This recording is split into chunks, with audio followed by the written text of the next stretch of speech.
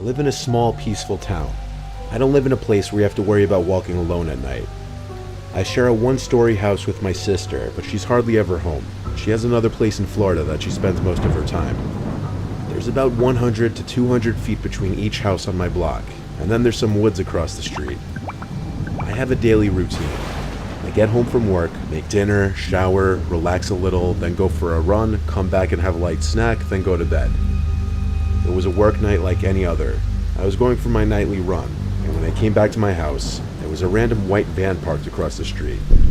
I took notice of it because hardly ever would random cars park on any of these streets. Our little neighborhood has very little through traffic. I looked at it as I walked backwards to my front door, and I could tell there was someone sitting inside of it, though I couldn't see anything regarding what they were doing. I don't know if the glass was tinted or if it was just because it was dark out. Later that night, I was hearing some weird sounds coming from outside.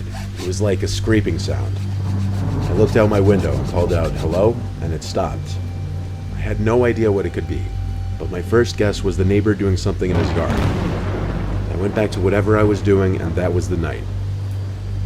The following day was a Friday, the last day in my work week. After work, I did proceed with my regular schedule.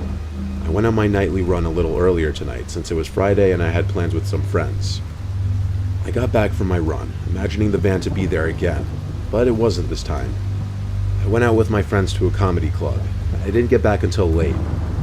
I let myself into the house and locked the door. It was a long night and I was feeling tired, so I hurried up with the getting ready for bed process. After turning off the bedside light in my room and laying down, that's when things were finally silent enough for me to pick up on some weird thumping and rustling sounds. I felt like they were coming from inside of the walls. It's only a 2-bedroom house, it's not big. I put my ear up to one of the walls, and indeed heard something going on in there. I knocked on the wall and the noises stopped. This was a cause for concern, as I assumed it was a rodent or a wild raccoon. I went out to the living room, and passing by the windows, I looked outside and saw that white van parked outside again. I opened my front door and stepped out to the front stoop to look at the van. I didn't see anyone sitting in it this time. 2 nights in a row of this now, something was going on. I walked barefoot to the side of my house to look for possible holes in the walls for animals to crawl through. Then I came to the outside crawl space door. It was cracked open, and the lock was snapped off. I hadn't paid attention to this door in weeks.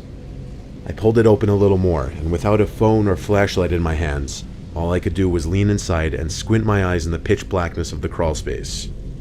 I heard the faintest little sounds of pebbles scraping against the concrete floor.